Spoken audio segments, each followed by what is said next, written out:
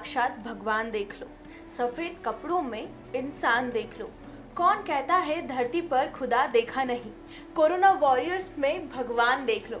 नमस्कार, स्वागत है आपका एमपी न्यूज़ के खास कार्यक्रम हीरोज ऑफ एमपी में, जहां हम सैल्यूट कर रहे हैं रियल लाइफ हीरोज को, जिन्होंने कोविड के दौरान अपने योगदान से कई जिंदगियों को जीवन दान दिया। हमारे साथ में है आज none other than doctor Sarita Rao ma'am. Welcome to the show ma'am. कैसा फील कर रहे हैं आप? अभी की जो कोविड सिचुएशन है वो इतनी कंट्रोल में आ चुकी है और contributions all tribute goes to you and also हम लोगों ने 100 करोड़ वैक्सीनेशन का टारगेट भी पूरा करा है। कितना प्राउड फील कर रहे हैं आप अभी? I think I am very proud of the way जिस तरीके से इंडिया ने इस पैंडेमिक से लड़ाई की है, संघर्ष किया है। इसमें सबका योगदान है। लोगों ने भी बहुत प्रिकॉशंस लिए। जिस तरीके उन्हें बोला गया था कि मास्क आप पहन के और बाहर नहीं निकले, ज़्यादा नहीं मिले, ये सब चीज़ें लोगों ने भी बहुत प्रयास किया है डेयर करने के लिए। और बहुत मुश्किल है ये लोगों के लिए, because humans are social animals, और उन्हें उस सोशल से निकाल के उनको बंद करना बहुत मुश्किल था। बट लोगों ने बहुत कोऑपरेट किया है। The government has done an amazing job. 100 crore vaccination is unbelievable in a country like ours with 130 crore. और इस वक्त तो मैं बहुत प्राउड फील कर रही हूँ कि इंडिया ने, डॉक्टर्स ने, नर्सेज ने, टेक्नीशियंस ने, लोगों ने, पब्लिक ने बहुत अच्छे से इस पैंडेमिक को डील किया है। बिल्कुल, सबका कहीं ना कहीं कुछ ना कुछ योगदान रहा ही है, जिसके कारण आज हम कोरोना को हराने में इतने सक्षम साबित हुए हैं। मैम, अपोलो हॉस्पिटल की एक ऐसी कौन सी बात है जो बाकी सारी चीज़ों से उसे अलग करती है, बाकी हॉस्पिटल से उसे अलग करती है? आई थिंक अपोलो हॉस्पिटल में हमारी जो स्लोगन है, इट इज़ टचिंग लाइव्स। तो हमारी कोशिश ये रहती है कि हम हर व्यक्ति की ज़िंदगी को किसी तरीके से छू लें। और चूँकि मैं कार्डियोलॉजिस्ट हूँ, तो मैं दिल को छूने में विश्वास रखती हूँ कि हम सिर्फ हेल्थ केयर नहीं देते हैं, हम लोगों के सेंटिमेंट्स, लोगों की जो फीलिंग्स होती है एक हॉस्पिटल में, जो एक डर रहता है जब वो आते हैं, बीमार रहते हैं, उन सब चीज़ों को हम हैंडल करते हैं। और सबसे इम्पॉर्टेंट बात है कि हम world class health care Indore में अपोलो हॉस्पिटल में दे पाते हैं लोगों को। So I think that is what differentiates us from all other chains. बिल्कुल सही। मैम, हम लोग अभी जब नीचे से भी आ रहे थे तो हम लोगों ने देखा वैक्सीनेशन के लिए जो ड्राइव चल रहा है वो अभी भी अपोलो हॉस्पिटल में लगातार चलाया जा रहा है, लोगों को वैक्सीनेट करवाने के लिए, उन्हें मोटिवेट करने के लिए कि आप आइए, आप जागरूक होइए, आप वैक्सीन लगवाइए। मैम, क्या चैलेंजेस आए थे जब स्टार्टिंग में वैक्सीनेशन ड्राइव शुरू हुआ था? एंड आई थिंक हम देखते ही थे कि लोगों के बाहर कितनी ज़्यादा भीड़ लगी हुई थी। क्या क्या चैलेंजेस आए थे उस समय वैक्सीनेशन के टाइम पे? वैक्सीनेशन के समय actually when the vaccine came, there were two sets of people. एक जो बहुत ही जागरूक थे और बहुत ही उत्सुक थे कि वो वैक्सीन लगवाना चाहते थे, और एक सेट ऑफ लोग वो भी थे जिनको डर था कि इस वैक्सीन के साइड इफ़ेक्ट होंगे, क्या इससे हमें मृत्यु होने की संभावना है, क्या इससे हमें साइड इफ़ेक्ट्स होगी। तो ये दोनों कैटेगरी ऑफ लोगों को हमें डील करना पड़ा। सबसे पहले मैंने सबसे पहले जाके वैक्सीन लगवाई, ताकि हमारे सारे पेशेंट्स को ये एहसास हो जाए कि अगर मैम वैक्सीन खुद को लगा रही है तो इसका मतलब है कि ये सेफ़ है। और ये चीज़ हमने फिर सब लोगों को बताई बहुत सारे माध्यम से कि सबसे पहले हमने अपने आप को, अपने स्टाफ को वैक्सीनेट किया, ये दिखाने के लिए कि ये वैक्सीन सेफ़ है। और फिर जब हमने सब लोगों के लिए ये वैक्सीनेशन किया तो शुरू में बहुत रश भी होती थी, बहुत मुश्किल होता था डील करना के लिए। उसके लिए हमें बहुत सारे स्टाफ और बहुत सारे फैसिलिटीज़ देनी पड़ी, क्योंकि वैक्सीनेशन के बाद आधे घंटे तक ऑब्जर्व भी करना पड़ता है पेशेंट को। वहाँ पे पूरी एक इमरजेंसी टीम भी मुझे रेडी रखनी पड़ती है अगर किसी को कोई माइल्ड एलर्जी वगैरह कुछ हो। तो उसके लिए हमने पूरा एक अलग इंफ्रास्ट्रक्चर तैयार किया ताकि लोगों को सुविधा हो और लोग डरे नहीं और वैक्सीनेशन कराएं। अपोलो हॉस्पिटल ने पूरे हमारे जो 73 हॉस्पिटल्स हैं उन सब में ये वैक्सीनेशन ड्राइव किया है ऑन अ मेजर स्केल। ये तो हम लोग सभी जानते हैं कि आज हमारा वैक्सीनेशन ड्राइव जो इतना अच्छे मार्क पर टच हुआ है, तो वो कहीं ना कहीं हमारे जो हेल्थ वर्कर्स हैं उनके कंट्रीब्यूशन, उन्हीं के काम के जरिए हम लोग ये मार्क पहुंचा सके। मैम, सेकेंड वेव के टाइम पे बहुत ज़्यादा एक पैनिक का माहौल था, लोगों में डर का माहौल था। अगर उन्हें ज़रा से भी सिम्टम्स हो रहे हैं वो पैनिक क्रिएट कर रहे हैं, उनके जो पेशेंट के भी जो गार्डियंस हैं वो उन लोगों के मन में भी डर का माहौल था। उस टाइम पे मैम क्या क्या चैलेंजेस आए थे, क्या क्या ऐसी बातें थी, जो कठिनाइयाँ थी जो आपके सामने दिन ब दिन आती जा रही थी? I will say that second wave हमारे लिए अच्छा नहीं रहा, क्योंकि ये सेकेंड वेव ज़्यादा खतरनाक था as compared to the first wave. और ऐसा कोई घर नहीं था जिसमें कोई ना कोई रिलेटिव या कोई ना कोई फ्रेंड या पहचान के थे जिनकी मृत्यु नहीं हुई थी। और हम रोज़ स्ट्रगल कर रहे थे, क्योंकि उस समय बहुत ज़्यादा लोग की मृत्यु हुई। बिल्कुल। और उस समय दवाइयों की शॉर्टेज, ऑक्सीजन की शॉर्टेज, बेड्स की शॉर्टेज। पहली बार मेरी ज़िंदगी में मुझे ऐसा महसूस हुआ कि मैं एक कार्डियोलॉजिस्ट होने के बावजूद मेरे फ्रेंड्स, मेरे पेशेंट्स जो मुझे अप्रोच करते थे बेड के लिए, मैं उन्हें नहीं दे पाई बिकॉज बेड्स फिनिश हो चुके थे। इतने ज़्यादा लोग को उस समय हुई थी कि इट वॉज़ वेरी पेनफुल कि we were not able to provide.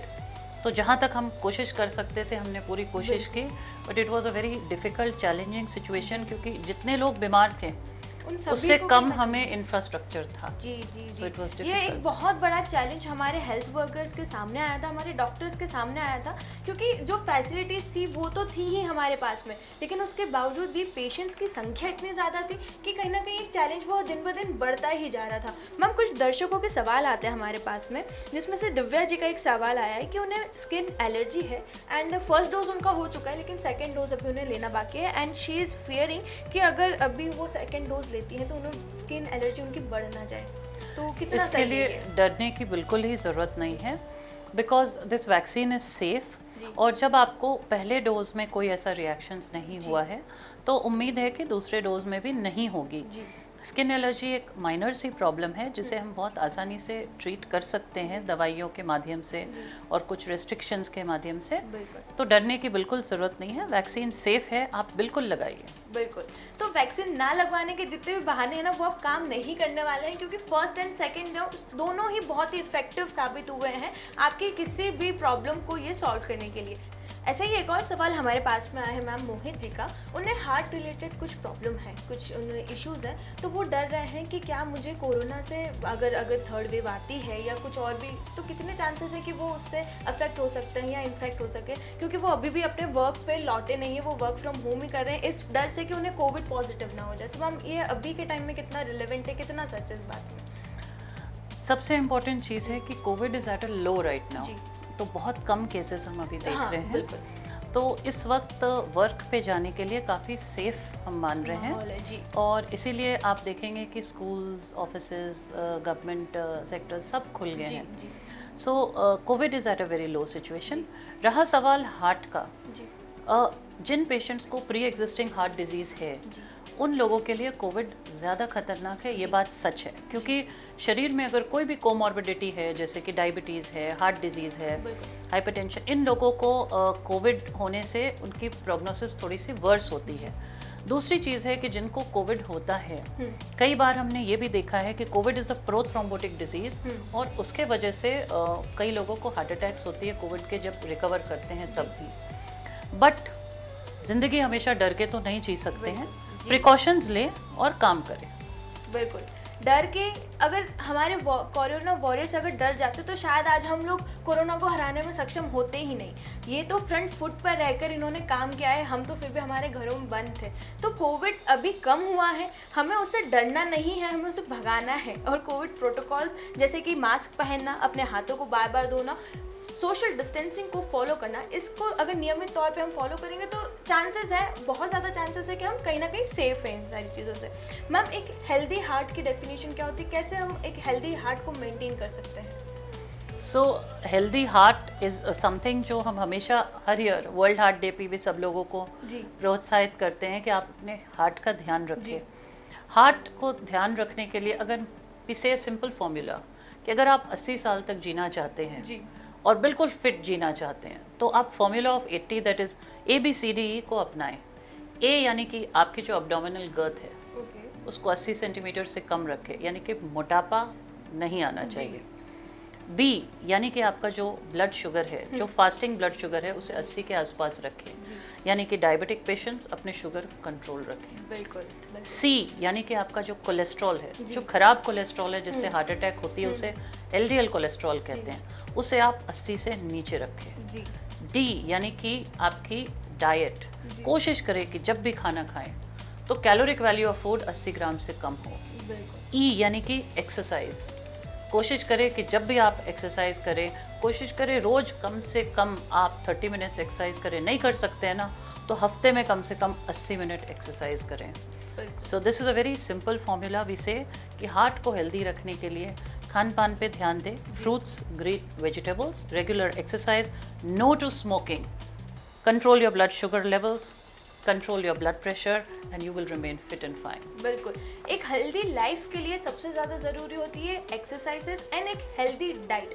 Ma'am बहुत सारे मिथ भी होते हैं, जैसे कि अगर हम इंस्टाग्राम या कोई भी सोशल साइट हम लोग स्क्रॉल करते हैं तो सबसे ज़्यादा बात ये आती है कि अगर आप स्ट्रेस लेते हैं, अगर आप टेंशन लेते हैं तो आपको कहीं ना कहीं इफेक्ट आपके हार्ट पे पड़ता है। कितना सच है ये मैम, कितना ये बात सच है?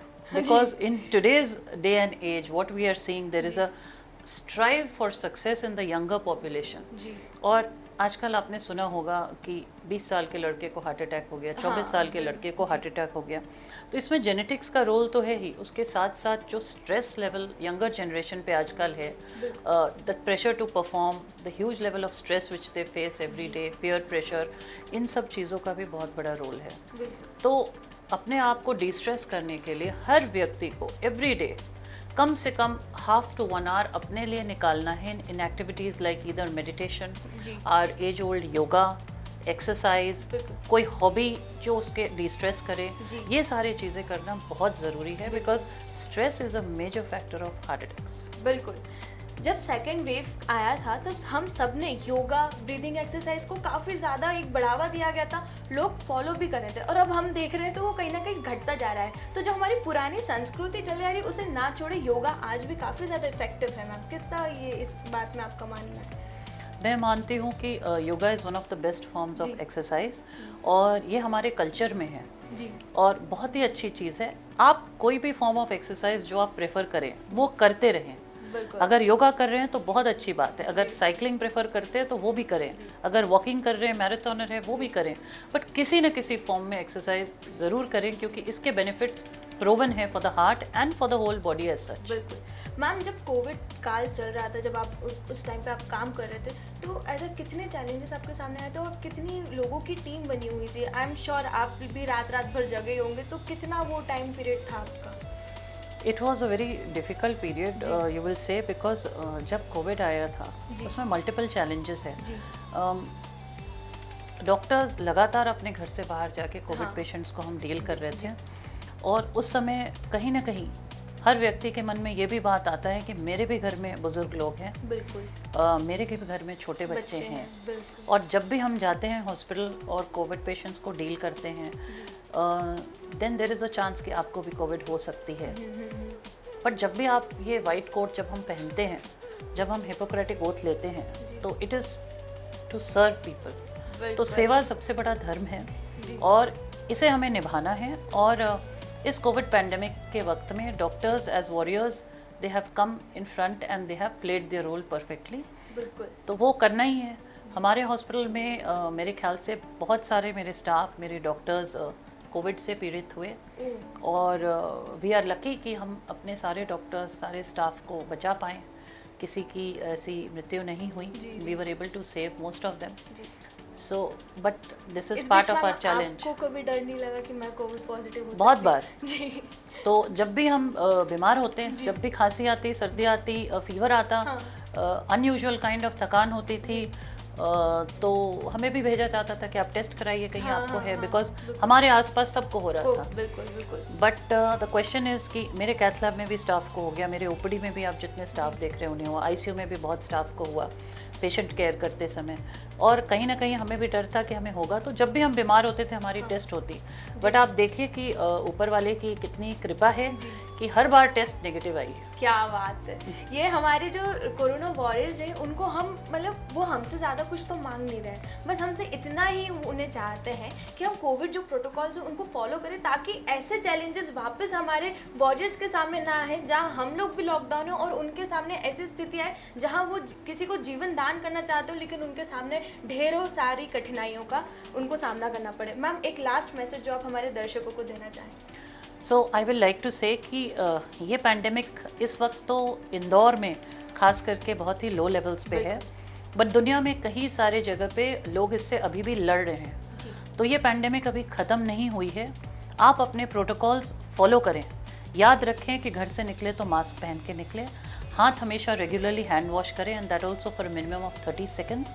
और कोशिश करें कि बड़े गैदरिंग्स अभी नहीं करें बिकॉज ये वापस आ सकती है, इसलिए हमें प्रिकॉशन हमेशा के लिए लेना है ताकि वापस हमारे पास वो सिचुएशन नहीं हो जो सेकेंड वेव में हुई थी। बिल्कुल, सेकेंड वेव ने कहीं ना कहीं हम सबको डरा दिया था, हम सब डरे हुए थे उस टाइम पर, और इतनी पैनिक वाली सिचुएशन थी कि हर इंसान अपनी सेवा देना चाहता था, रक्षा करना चाहता था, लेकिन फिर भी कहीं ना कहीं नाकाम हो रहे थे। तो ऐसी सिचुएशन वापस हमें फेस ना करने पड़े, इसी के लिए ही हम सभी सावधान हुए अभी से ही कि हम लोग कोविड प्रोटोकॉल्स को फॉलो करें और आगे ऐसे ही चलते रहें। हमारे यहाँ पे केसेस कम हुए हैं, इसका पूरा श्रेय हमारे हेल्थ केयर वर्कर्स को जाता है, हमारे कोविड वॉरियर्स को जाता है कि इनकी दिन रात की मेहनत का नतीजा ही है कि आज हम इतने सेफली हमारे जो नॉर्मल लाइफ है उसमें हम लोगों ने वापस कदम रखे हैं और हम लोग वापस से बैक टू नॉर्मल लाइफ हुए हैं। तो उसका पूरा श्रेय हमारे डॉक्टर्स को जाता है। Thank you so much ma'am for being there for us, और हमारे लिए इतना टाइम निकालने के लिए। मैम की जो जर्नी थी उन्होंने मुझे इतना ज़्यादा इंस्पायर करा है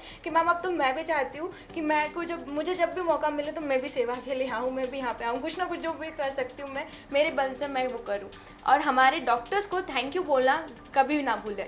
इसी के साथ ही मिलेंगे अगले एपिसोड में ऐसे ही एक रियल लाइफ हीरो से मिलने के लिए। तब तक बने रहिए एमपी न्यूज़ के साथ। Thank you.